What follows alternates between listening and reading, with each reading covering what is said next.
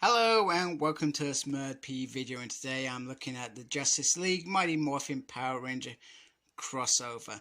Now there were 5 issues. It was in 2017 they did it, so this was probably about a year after they did the first year of Boom Studios bringing out Mighty Morphin Power Rangers, and it began brilliantly. They had the Mighty Morphin Power Rangers Pink mini-series, and they obviously had this crossover as well. Just to maybe boost the awareness that they were there. I don't know. That's what crossovers in early days usually happens. I felt like they did the same with IDW Transformers. They teamed them up with the New Avengers, and it was fantastic. One thing that I would like to see from Boom Studios, I don't like having lots of paperbacks. Now, I love the oversized books that we have got, and I don't like having lots of individual paperbacks these days. I like my omnibuses. I like my collector's editions. And at some point, I hope that all these miniseries that come straight out into book form these days, we've had the Psychopath. We've got another one around, I think, Jen's character in Time Force coming out.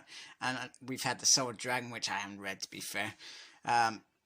Just because I watched a review, Infinity Nexus review, and I thought, I don't like the sound of that book, so I've almost skipped it. It might be quite a good book, but I've skipped it because I feel like they've betrayed Tommy in a not a Tommy way, so I'd rather just think of him as, you know, the Tommy that I like and I remember. So this book, and I'll try and open it nicely so you can see the covers.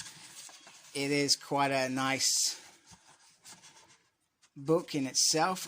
One thing that this book does differently, it doesn't have issue 1 or issue 2. It goes pretty much straight through the whole thing without the individual breaks, which I don't think I mind. It's not a big deal for me, and the story flows so well that I read this in one sitting. I didn't really want to put it down. It was quite simple, straightforward storyline. It ends up with Alpha going missing. The Rangers go to search for him. Zack finds him. He brings him into the command center, and pretty much they blow him up. Then Zed attacks, and Zack's only course is to teleport, and the teleporters are damaged, and he teleports him to another dimension. Guess where that other dimension is? It's pretty cool. It is the DC universe, whatever that universe is called. And he starts fighting with Batman. It's pretty cool. And the Flash joins, and they call on their dinosaurs, which I thought was kind of weird because they're in another dimension. So it must be something to do with the Morphin grid that they can transport there. And it's pretty cool. And eventually, after some fighting and some almost crushing, Wonder Woman talks to Kimberly, and they all become friends. Meanwhile, Zed ends up hooking up with, well, Brainiac, which I find pretty cool and not surprising, and they now have an agenda to destroy their world. So Brainiac, he likes taking parts of worlds, shrinking them down and putting them on display, and then he destroys the rest of the world. That's how he works. So they release some monsters. Some of the characters can't get there, and pretty much Brainiac takes over the Zords. He takes their morphers, he takes their powers, and it's game on. So it's pretty cool, and the Rangers are pretty stressed out. And they've gone off to the Power Rangers world to do just that. And Billy knows that they can get back there via lots of means, and there's some scientific talk in there about doing it properly. Green Ranger has the Dragon Dagger, which is something that anchors between two worlds, and he can get there.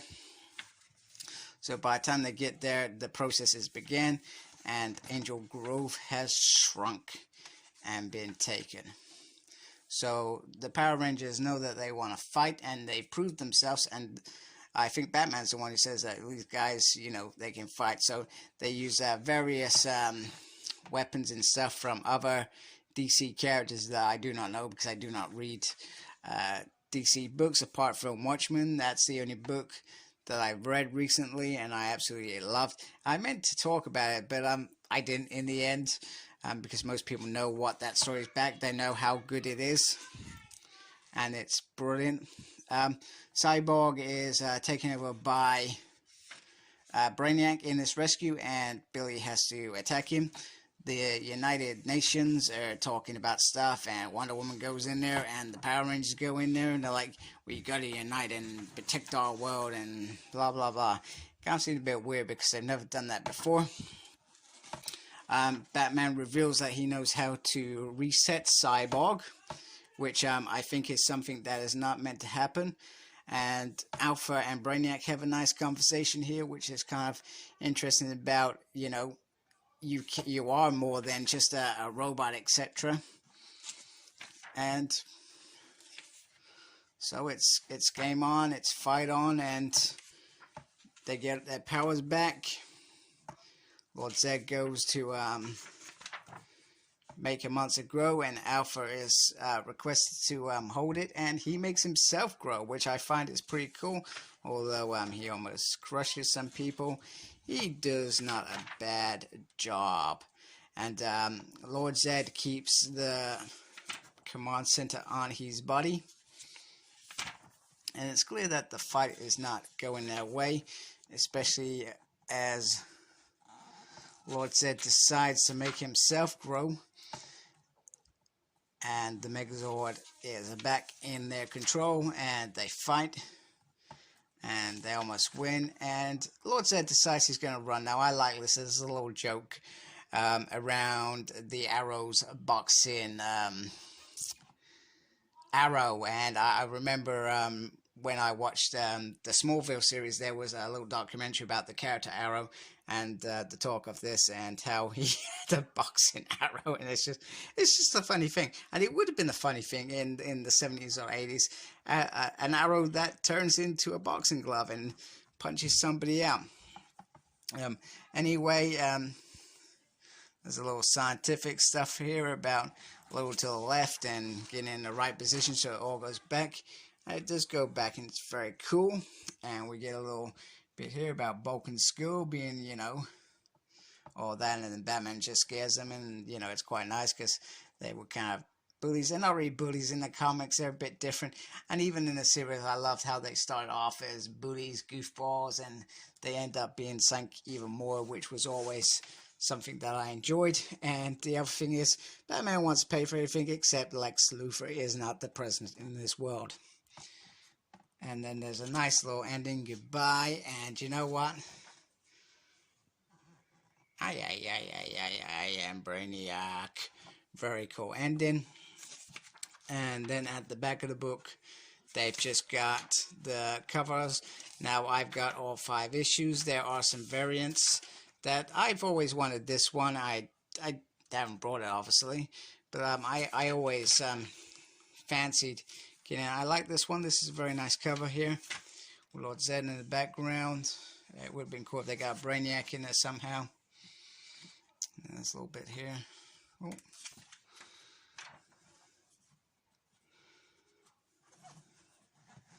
It's near the end of the book, as you can tell, because I'm struggling to do this one-handed. It's quite a tight frame. Come on, man. Go. There was the doubles. I like that one. I've never seen that one. And then just a little bit there. There we go. The end. So 5 issues. A nice little hardback. And it was a good little story. I'm not going to say it's the best story. I've got to say that Teenage Mutant Ninja Turtles Power Rangers crossover is making this look very amateur. But it was nice. I enjoyed it. I think Tom Taylor did a good job, and I'm guessing Steven did the art. They're not people that I'm aware of, but they did a good job. So I enjoyed it. So like, comment, subscribe. Thank you for watching. Follow me on Facebook. My page is SmurfP. Follow me on Twitter at SmurfP. And as always, embrace the geekiness. Take care. Goodbye.